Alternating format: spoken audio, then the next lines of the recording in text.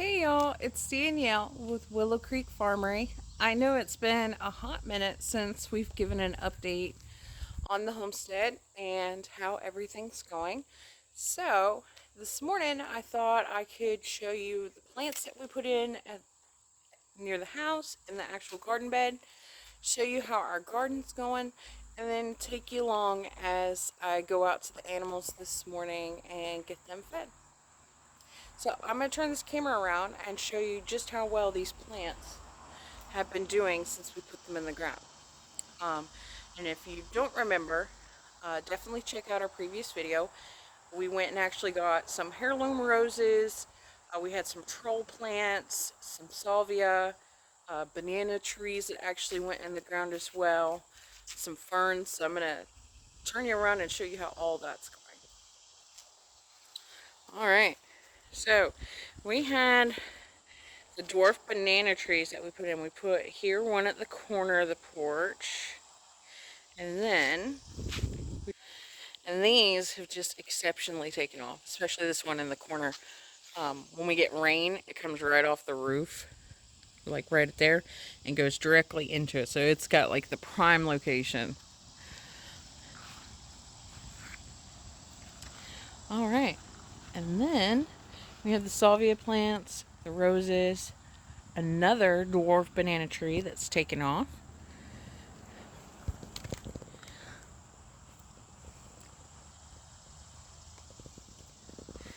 We have a third dwarf banana that's a little bit more behind the other ones. And our thought process is here is because it is actually popping up another shoot out of the ground. So it looks like most of its energy has gone through to creating another shoot instead of actually getting big itself. So we'll have to see how that goes. And then you can see we've had a ton of actual roses come off of these bushes. And I have to go through on this and actually cut some of the dead rose heads off of those, so we'll get additional ones and it'll pop out more of them. You'll actually see where it like turns red once I cut these, and you'll start to see new shoots coming off of it. We got the hosta. It's actually, this particular one's bloomed. Our daisies right now, I got to go through and cut the heads off of those again. And so it'll flower additional. And then our salvias have really taken off. This particular bush, we have really heavy rain come. And it kind of like, I don't know, split the bush in two in a way. So I'm trying to figure out a way to like maybe tie the stems together so it'll grow more, like grow back together into like a bush. And then over here we had planted some tomato plants on the corner, but unfortunately those did not really do anything, so we ended up pulling them out. And most likely we'll end up putting a couple of additional fig trees here that we were actually given from our neighbor down the road. Or we may even put in the lemon trees that I planted. So I got some lemons from the store, propagated them, and now they're out here starting to grow.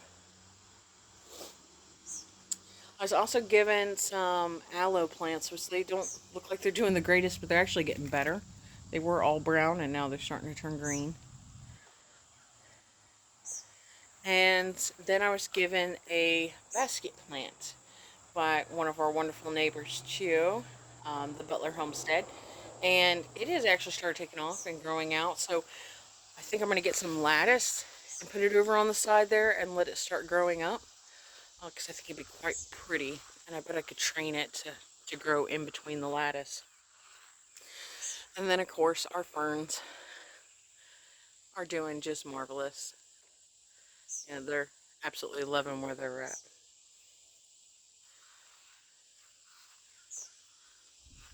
I'm going to take y'all for a little walk. And we're going to go back here to the side backyard. I'm going to show you the garden. So as you can see, I'm walking up. There's no more weeds. There's no more plants actually of any kind in it. We were able to get all of the crops that we really needed. We ended up getting, out of 50 pounds of seed potatoes, we ended up with over 350 pounds of actual potatoes to put away, which is wonderful. We're eating on those. Everybody loves them. The whole family says they taste even better than the potatoes we get at the store. The corn did amazing. We were able to put away, geez, probably 30 vacuum seal bags of cobs.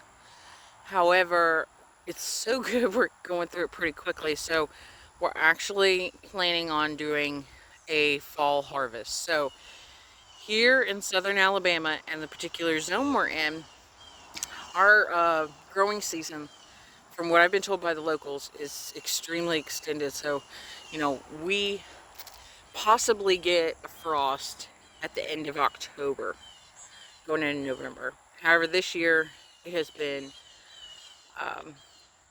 historically warm, and so the locals are saying it may even last a little bit longer. So I had Ryan go ahead and till up the garden.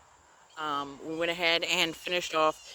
Back here we used to have a giant pile of mule fertilizer, and so we've actually put that through the garden itself, tilled everything up, including, you know, the leftover plants. We got those put in there so that way it could start breaking down in the soil. And we're going to give it about another 2 weeks, and we're going to put in our fall plants. And of course, we're going to redo some corn, which isn't technically a fall plant, but we're going to try and get another crop out of that. And we may even throw some potatoes in there just to see if we can get some more as well. But we were actually talking to a local farmer, a good friend of ours, and he was saying that, you know, we should wait a week or two before putting in the fall crops, because sometimes they'll have like a heat wave come back through and it could just destroy everything. So we definitely don't want that. As far as the actual fall garden goes, we're thinking we're going to do cabbage, Brussels sprouts, broccoli, cauliflower, cabbage, lettuce, and then, geez, there was a couple. We were going to try to get us a small batch of squash. We still have a lot left over from the homestead in South Carolina that I preserved, but we would like to have some fresh squash that I could fry up and also use to dehydrate, which was another gift given to us by the Butler Homestead. We got a small dehydrator, which has been amazing. I actually used it for the leftover blueberries that I had, and I'm actually fixing to throw in some figs today, so that way I can dry some of those away. Blueberries turned out amazing, and I'm looking forward to actually using them this winter when I'm making things like oatmeal, cookies, muffins, things like that, where we can just rehydrate those real quick and eat them. And even if you don't rehydrate them, they're absolutely delicious just having them as is. So we got a lot of plans in the next week or two, and so you'll actually see us hook up the tractor again with the seed plates and the planter and go through here and start planting everything after Ryan goes back through one more time and tills and mounts everything for us. So we're really excited to get these fall plants in. We have a lot of plans, and we've also kind of learned from our mistakes this summer when it came to the corn. So we got some ideas of how we're going to do it, you know, better this particular time. And we've gotten some tips too from the local folks, which I think will help us tremendously. All right, as promised, y'all, now that we're done looking at the garden, we're going to go take a look at the animals, and you can do a walk with me this morning, greet everybody, and get them fed. So I'm going to turn you around so you can see the scenery and see the animals.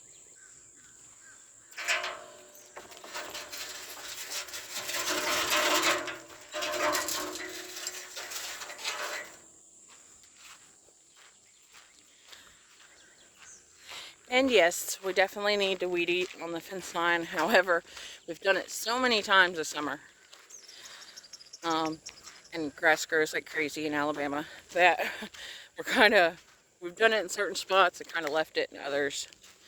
So kind of pick and choosing our battles right now. Good morning, John. How you doing, big buddy?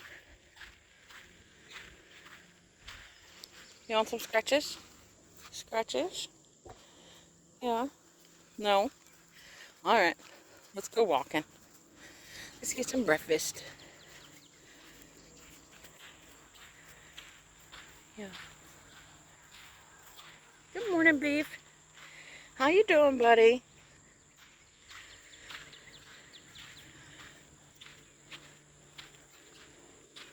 And John's just gonna walk me to the shop. My personal security guard.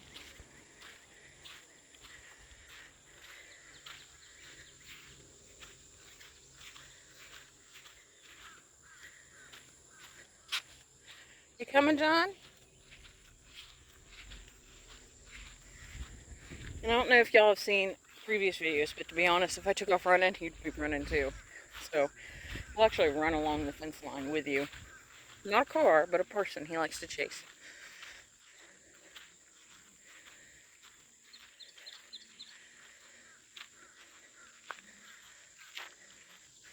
Everybody ready for breakfast? Yeah?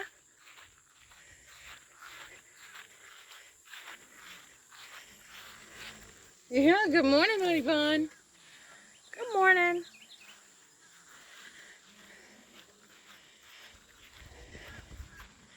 I love that she greets me. Such a warm, horsey greeting.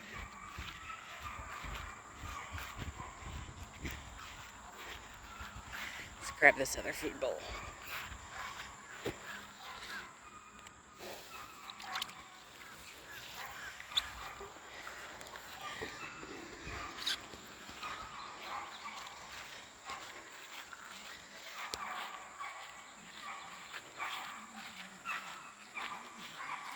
Everybody hanging out? They're waiting? Yeah. Good morning. Good morning. All right. All right, I just dropped.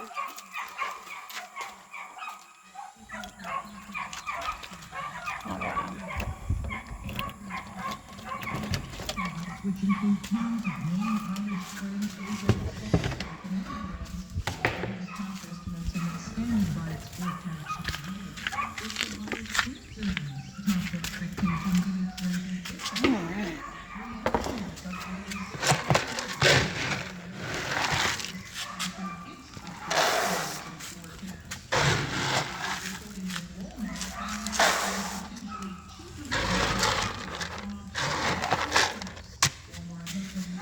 Alright, so I'm going to feed the cows first, get their bowls going, and then we'll come back and we'll feed Honey Bun.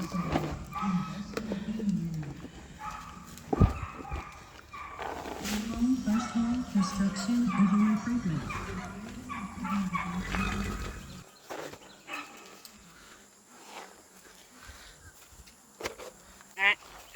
Back up, that's not yours. No, ma'am.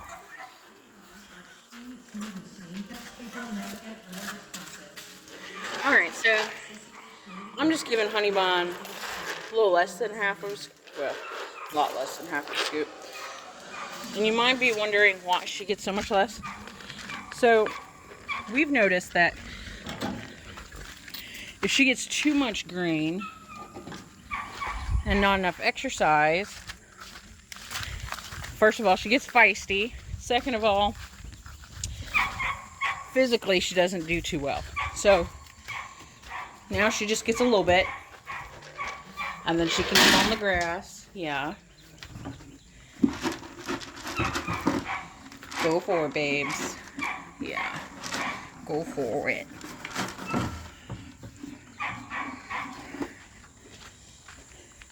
And to be honest, we've noticed since having her, she has put on a ton of weight just by eating grass. So she doesn't really need the grain. I just give it to her so she leaves Mama Cow alone. And also, every once in a while, you know, it doesn't hurt her to have some grain. And look, Beef and Mama are just enjoying their feed. He's actually starting to eat a little bit of it now.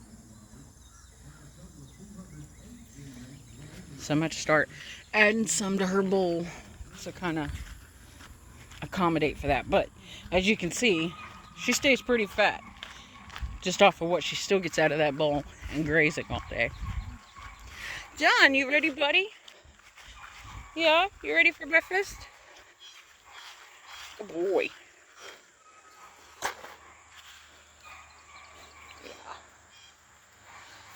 I know them flies are driving you crazy, bud. You should let me spray you. And for anybody that's not aware, John doesn't let people spray him. He runs from the spray. And then you gotta chase him with the golf cart or something, fast enough to catch him. And spray him from a distance, which makes it super fun. Mama cow here will let you spray her for like a couple seconds. But then ultimately, you gotta chase her too.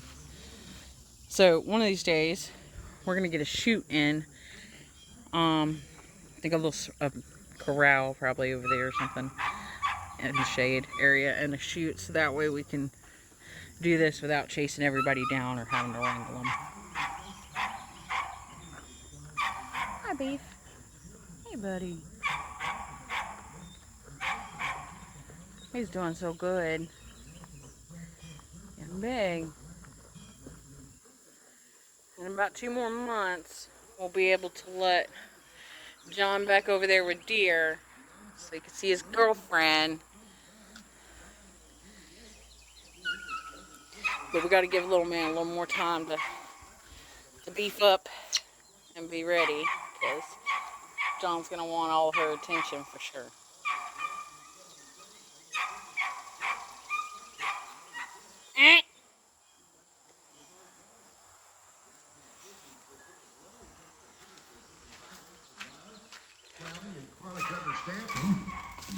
Alright, I'm going to put the lid back on here.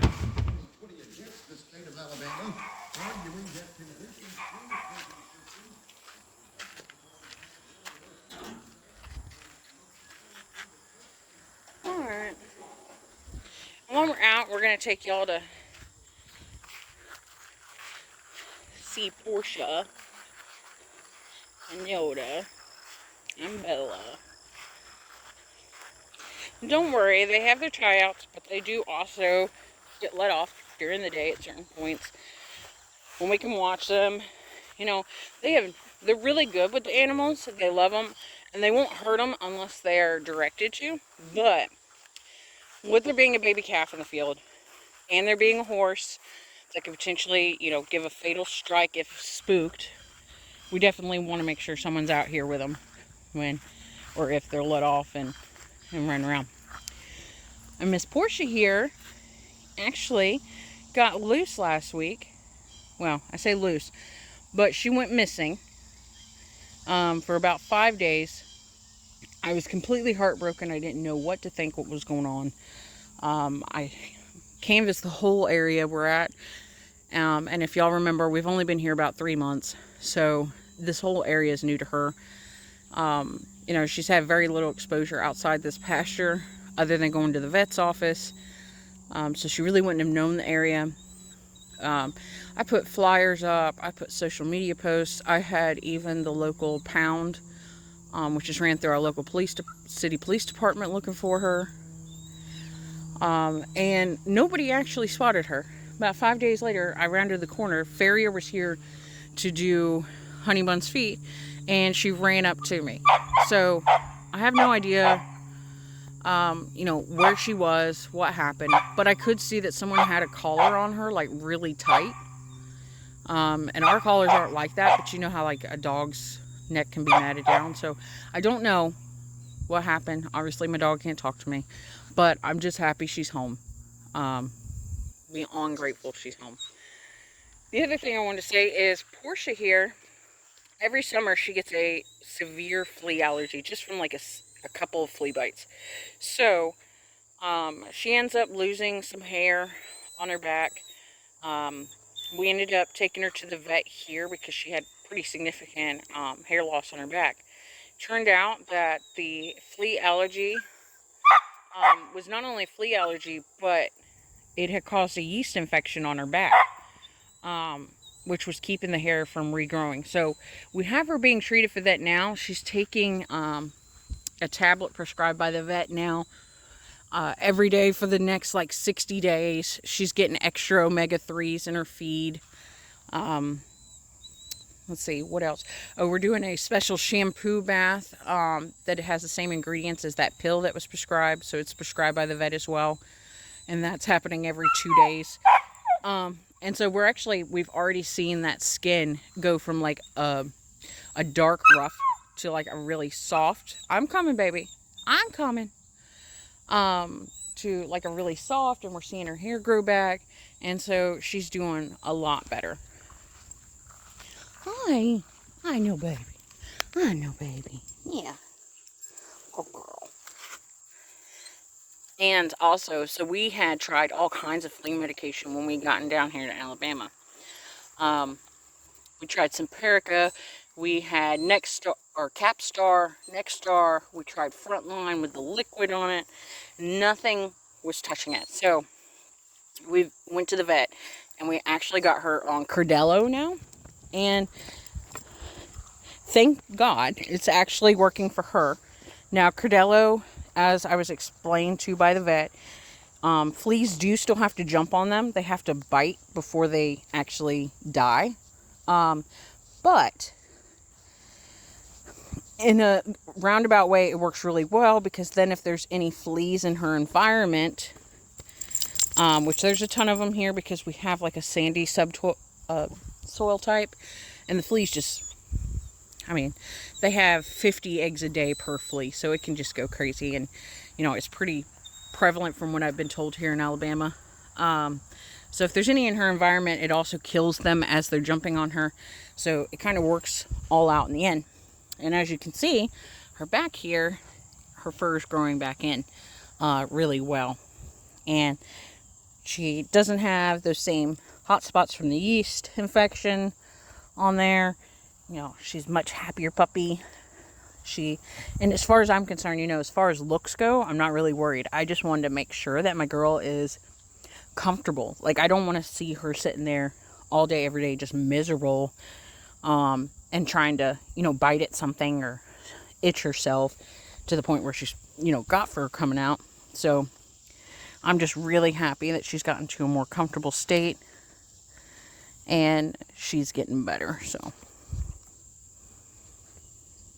good girl. Yeah. But overall, other than what we saw the vet for condition wise, they said we've done such an amazing job with her overall body condition. Said she's amazing build, you know, perfect as far as her weight compared to her actual like build itself. So she's all in all good health.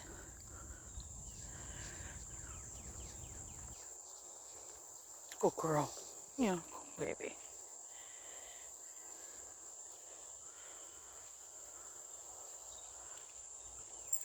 And Honey Bun has come to keep an eye. Yeah. Good girl. Mama's baby. Yeah, Mama's baby.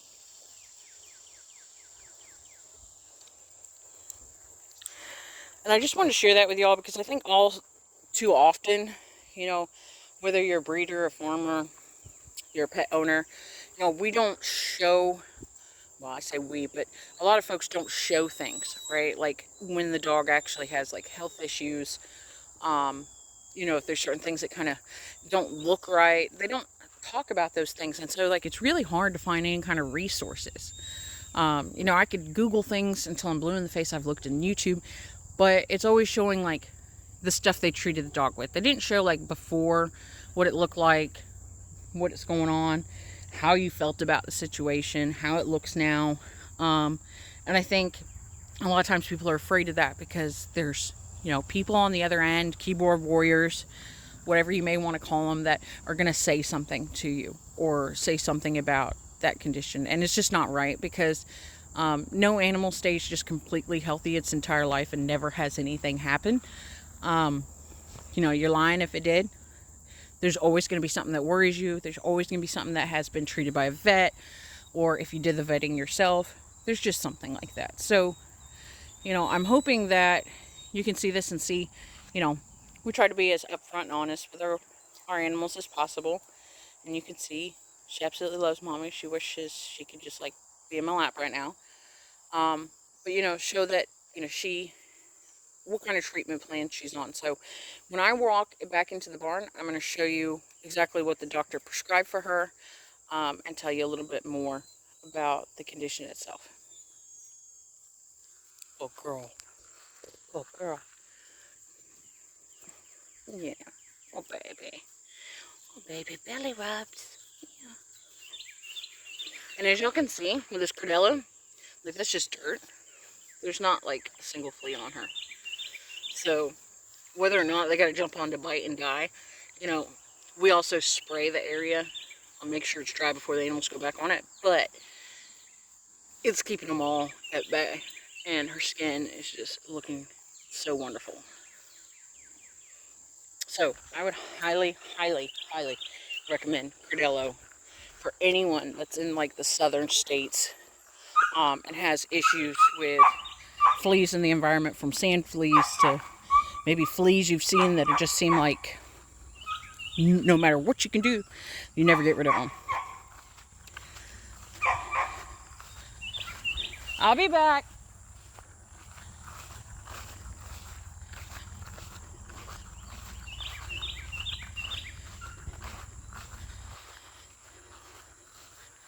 As you can see, Portia doesn't like me leaving. She'll whine and bark for quite a while until she no longer sees mom.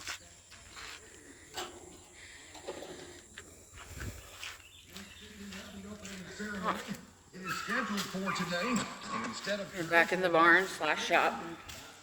I'm going to show you exactly what I prescribed to us. So, we have Lactin 3. It's an omega-3 supplement for dogs. This was specifically prescribed by the vet. We actually have here ketoconazole, 400 milligrams. And it's 30 to 60 days. We have to give a quarter of a tablet. And then she also has the chlorhexidine ketoconazole 1% shampoo that was prescribed to her that we have to do every 2 days. It says 2 to 3, but I'm doing every 2 days.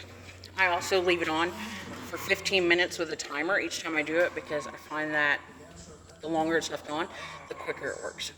And then I do have a veterinary formula anti-parasitic, boric, anti-seboric medicated shampoo for dogs that I use on Bella and Yoda, because they haven't shown any flea allergy condition, but I want to make sure that with Portia having a yeast infection that they don't get any type of yeast infection either.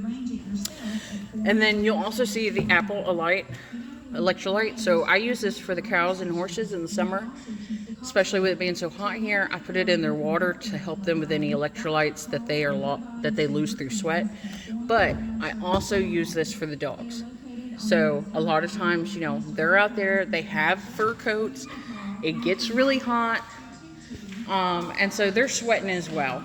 They're obviously sweating different because it goes through their paws and not through their body like cows and horses, but they're still sweating, still losing electrolytes. So, they still need that replenishment of electrolytes. Deer, get out of there. I don't know if y'all can see it. She's on that fence line because the dog's food's on the other side of that fence, barbed wire fence. So the dogs can reach it, but the cow and the horse will try to see if they got leftover food and try to eat it if they can reach it. By the way, never thought that was possible, because obviously it has like a meat smell to it. That's why dogs are attracted to it. But apparently horses and cows don't care. They'll eat it as well. So if you have a dog in the field with the cows or horses and you've noticed that they're eating more, they're not eating more. the cows and the horses are probably stealing their food. I'd put a camera out there and bet you money, because we put a camera out and checked on this, and sure enough, you know, I didn't have to pay up to my daughter, but I lost the bet there. They were definitely eating the food. All right, y'all, I think that is all we got for today. It's gonna be a little bit of a shorter video than maybe normal, but I hope you enjoyed it. I'm gonna try getting back into the swing of things and making more of these videos for the homestead and for the animals, and hopefully get y'all some more content and share little things here or there that we learn along the way. So until next time, we hope you stay healthy, happy, and blessed.